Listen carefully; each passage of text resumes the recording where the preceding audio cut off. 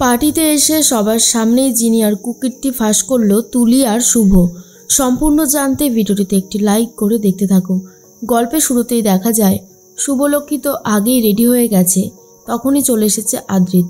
আদ্রিত এসে বলে, শুভ, তুমি কিভাবে জিনিয়ার কুকীর্তি ফাঁস করতে চলেছ আমাদেরকেও একটু বলো, না হলে আমরা বুঝবো কি করে। শুভ তখন বলে, আদি, এই অনেক দিন পর আমার মনে হলো যে তুমি আবারও যেন পুরনো ছন্দে ফিরেছ। মাঝে মনে হচ্ছিল আমাদের এই সেকেন্ড বেবিটাকে হয়তো তুমি কোনোভাবেই মেনে নিতে পারছো না, তাই হয়তো এরকম রিয়াকশান করছো।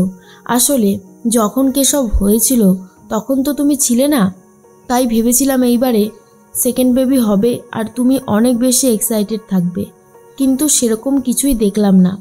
আদ্রিত মনে মনে ভাবে, সেরকম কিছুই তো হতো শুভ, যদি না মোহনার এই খবরটা আমি পেতাম। সব কিছুই কেমন যেন ওলটপালট হয়ে যাচ্ছে আমার জীবনটায়। আমি চাইলেও আর কন্ট্রোল করতে পারছি না। তবে হ্যাঁ, আমি হাল ছাড়বো না, কিছুতেই না। এই বিপদ থেকে আমি ঠিক বেরোবই। এর মধ্যেই শুভ বলে, তুমি চিন্তা করো না, বাকি সব কিছু আমি সামলে নেব। এখন শুধু সময়ের অপেক্ষা। এর মধ্যেই আদ্রিত ভাবে, জিনিয়ার কুকীর্তিটা সবার সামনে নিয়ে আসা দরকার। ও যেইভাবে অন্যায় করেছে শাস্তি তো ওকে পেতেই হবে। এদিকে সন্ধ্যাবেলায় যে পার্টি রয়েছে সেটা শুরু হবে। সবাই অপেক্ষা করছে। আস্তে আস্তে সবাই রেডি হয়ে নিচের দিকে নামছে, কিন্তু শুভলক্ষ্মী চলে গেছে বাড়ি থেকে। আর যখনই আদ্রিত, ছোটকা, মেচকা তিনজন মিলে আলোচনা করতে থাকে, কথাটা শুনে নিয়েছিল ডোনা। আর ডোনা তখন ভাবে, কি ব্যাপার, বাড়িতে এত বড় একটা অনুষ্ঠান, শুভদি এই সময় নেই, ব্যাপারটা তো আমার মোটেই ভালো লাগছে না, কিছু তো একটা গন্ডগোল হয়েইছে। তখনই টোনা বলে, মা, তুমি সবসময় শুভ শুভ শুভ করতে থাকো, এইবারে কি তুমি শুভদিকে দেখতে পাচ্ছ? শুভদি কিন্তু বাড়িতে নেই, এই কথাটা কি জানো? সেবন্তী বলে, কি, শুভ বাড়িতে নেই? শুভ কোথায় গেছে আদি? কিন্তু আদ্রিত কিছু বলতে চায় না আর বলে, জানি না তো, তারাও দেখছি ফোন করে। এরপর শুভকে ফোন করতে থাকে, কিন্তু কোনোভাবেই আর শুভ ফোন ধরছে না। শুভ জিনিয়ার ফোন থেকে যে লোকেশনটা পাঠিয়েছিল আয়ুষ্মানকে, সেই লোকেশনে পৌঁছে গেছে শুভ, যাতে তুলিকে নিয়ে ফিরতে পারে। কিন্তু এখনও পর্যন্ত তুলি আসেনি। তখনই ভাবতে থাকে শুভ, আদেও আসবে তো, নাকি ওরা আমার সাথে চিটিং করছে, কোনটা? এর মধ্যেই জিনিয়া ভাবে, শুভদি কোথায় গেল?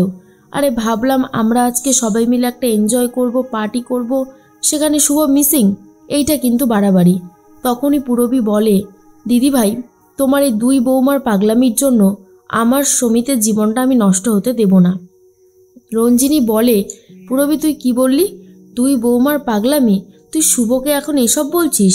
ভুলে গেছিস সব পুরনো কথা, তাই হয়তো এসব কিছু বলতে পারছিস। এর মধ্যেই ঠাম্মি বুঝতে পারে আদ্রিত, মেচকা, ছোটকা তিনজন মিলে দাঁড়িয়ে কোনো কিছু প্ল্যান করতে থাকে। তাই ঠাম্মি জিজ্ঞেস করে, এই তোরা তিনজন ওখানে দাঁড়িয়ে দাঁড়িয়ে কি ঘোটালা পাকাচ্ছিস বলতো, আমাকেও কিছু বল। তখনই ছোটকা বলে, কি আর ঘোটালা পাকাবো মা, এমনি দাঁড়িয়ে কথা বলছিলাম আর কি। কিন্তু ঠাম্মি বুঝতে পারে কোনো একটা গন্ডগোল হচ্ছে, কিন্তু সেটা এখনো পর্যন্ত ধরতে পারেনি। এর মাঝখানেই শুভ সেই লোকেশনে পৌঁছে গেছে আর অপেক্ষা করতে থাকে। তখনই সমিত ভাবে, শুভ তো এরকম ইরেসপন্সিবল মেয়ে না, তাহলে কোথায় গেল? অন্যদিকে কমলিকা মানে জিনিয়ার মা বলে, কোথায় গেল বলতো শুভ? তখনই জিনিয়া বলে, আমিও তো সেটাই বুঝতে পারছি না, কোনো দরকারি কাজে হয়তো গেছে। এরপরেই জিনিয়া পুরবীকে বলে, এইরকমভাবে চলে গেলে আমাদের এঙ্গেজমেন্টটা কি আটকে যাবে? পুরবী বলে, কে বলেছে? কোনো কিছু আটকাবে না, এখনই সব কিছু হবে। সেই জন্য সব কিছু অ্যারেঞ্জমেন্ট শুরু হয়ে গেছে। যখনই সমিত জিনিয়ার আঙুলে আংটিটা পরাতে যাবে, তখনই চলে এসেছে শুভ আর এসে বলে, জিনিয়া, তুমি আমার একমাত্র বেস্ট ফ্রেন্ড, তোমার এঙ্গেজমেন্ট পার্টিতে ওরকম একটা নেকলেস দিয়ে আমি চেপে যাব? কে বলেছে? তোমার জন্য আরও অনেক সুন্দর উপহার আছে, যা দেখলে তুমি অবাক হয়ে যাবে। আমি নিজেই সাথে করে নিয়ে এসেছি।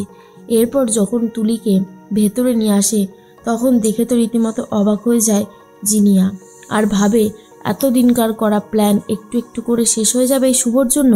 এটা হতে পারে না। তখনই সমিত তো দেখে অবাক হয়ে গেছে। এরপর শুভ বলে, তুলি, ভয় পেও না, সত্যি করে বলো, কে তোমাকে আটকে রেখেছিল? এরপর তুলি জিনিয়াকে দেখিয়ে দেয় আর বলে দিনের পর দিন জিনিয়া আর আয়ুষ্মান আমাকে কষ্ট দিয়েছে। আর এটা শোনার পরে সবাই বুঝতে পারে জিনিয়া একটুও বদলায়নি, বরং আগে যেমনটা ছিল তেমনটাই আছে। তখন জিনিয়া তো খুব রেগে যাচ্ছে আর রেগে গিয়ে শুভর ওপর অ্যাটাক করে, যা দেখে বাড়ির সবাই রীতিমতো অবাক হয়ে যায়।